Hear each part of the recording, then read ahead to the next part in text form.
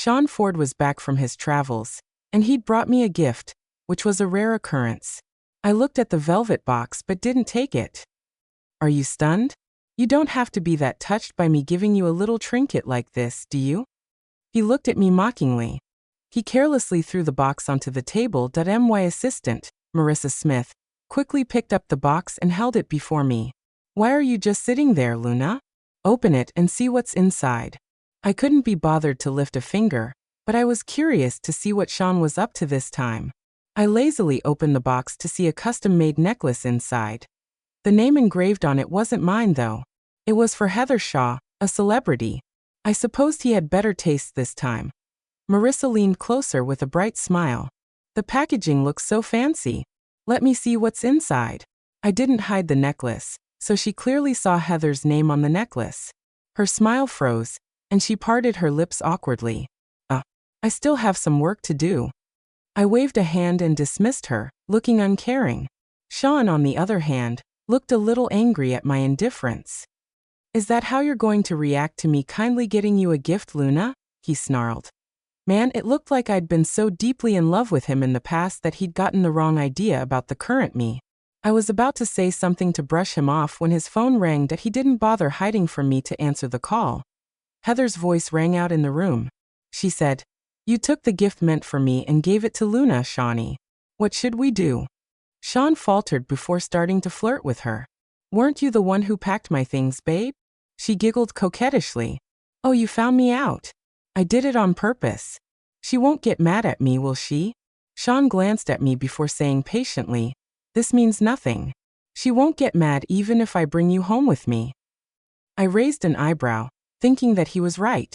I wouldn't have gotten mad in the past because I humbled myself too much in my love for him. Now, I wouldn't get angry because I no longer felt anything for him. Sean was still living in the past, though. Heather huffed. "Hurry up and come back, okay? I miss you already." Sean made a sound of acknowledgement and promised to buy her a new Hermes bag. An eerie silence descended upon the room after he hung up. Perhaps my seemingly obedient appearance awakened his conscience. He came close to me and held my hand. "I'll buy you a new necklace, Lulu. One that's from the brand you usually wear." I chuckled and retorted, "You might as well just transfer the money to me. Miss Shaw will probably get mad at you if she hears about this." He scowled and released me, leaning over me with his hands propped on the table. "I've never realized how materialistic you are, Luna. I can offer you money and gifts, but you can't demand them from me. Do you understand that?" I almost let out a derisive laugh. He was willing to spend hundreds of thousands of dollars, millions even, to buy his mistress bags and luxury goods, but he was unwilling to transfer $20,000 to me. That I couldn't believe how pathetic this marriage had made me. Why else would he be so scornful and disdainful of me? I retracted my phone and looked through my messages, my expression icy. When he saw that I wasn't responding to his words, he rapped his knuckles on the table and said in a warning tone, "You're not a teenager, so stop pulling the jealous act. I don't have time to waste on you." He turned to leave but stopped at the door. "Oh right. Uncle Cameron is back, stay away from him. After all, you're my woman. I'm the only one who can see you." After that, he hurried off to be with Heather. Meanwhile, I read a text that his Uncle Cameron had just sent to me. I laughed. Sean and I met in college. At the time, my parents had suddenly passed away after an accident, and I'd fainted by the track. He was the one who'd carried me for half an hour under the scorching sun to get to the infirmary, that I'd lost my family and didn't have many friends, so I followed him around like a lost puppy for 3 years. Everyone knew I liked him, including himself. He'd never responded to my feelings, though. But on the day of our graduation, he'd suddenly come to me and pinned me to the wall. His voice was seductive as he said, "I agree to be your boyfriend, Lulu." I'd thrown my arms around him without hesitation. As he kissed me, he said, "Let's get married tomorrow. I'll be your family from now on. I'll care for you on your parents' behalf." I'd naively fallen for his promise. It had trapped me for 2 years. Despite him giving me the cold shoulder and having multiple affairs during that period, I would forgive him as long as he coaxed me a little. That I would numbly defend my family and my shaky marriage. But everything changed when I coincidentally heard him bragging to his friends about me. The woman my Uncle Cameron desperately longs for is licking my boots. I want to laugh whenever I see her try so hard to win me over. I would never have gotten together with someone as poor and plain as her, if not for the fact that I know Uncle Cameron likes her, he said. His friends had laughed and jeered. Man, you've got to seriously hate your uncle to do something like this. You're getting on his nerves at the cost of your own sanity. Sean had looked at them and sneered. I'm taking away everything he wants. I would rather destroy the things he covets than let him have them.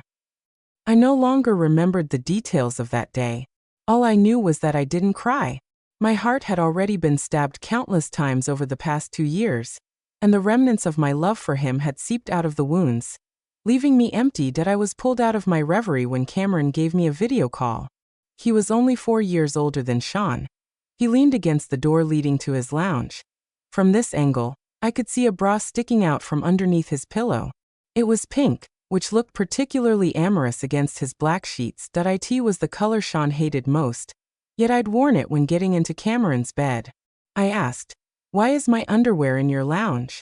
Cameron's hair was slicked back with gel, and his broad shoulders held up his suit nicely. A few strands of his fringe fell into his eyes, and his voice was sexy as hell as he said, "I've had it with me this whole time. I've been using it to satisfy my desires during my business trip." His words were blunt and explicit. Despite this fling having gone on for 6 months, I still couldn't help blushing that he was known as an ice god at Alden College. All the female students there considered him the manliest of men.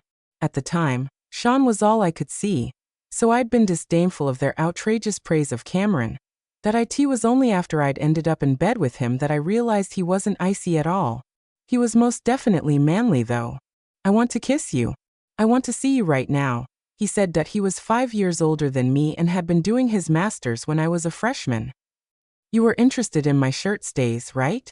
I have it on now. You're the only one who can see what it's like." His words made my throat itch.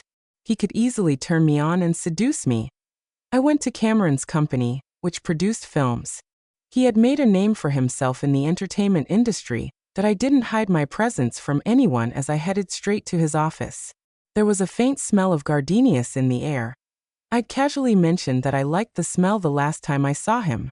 I didn't expect him to take it to heart. As I pondered this, a fiery body plastered itself to me from behind. Cameron buried his face against my neck and sniffed me. "You wouldn't have come to me if I hadn't texted you, would you?" he asked, his chest vibrating as he spoke.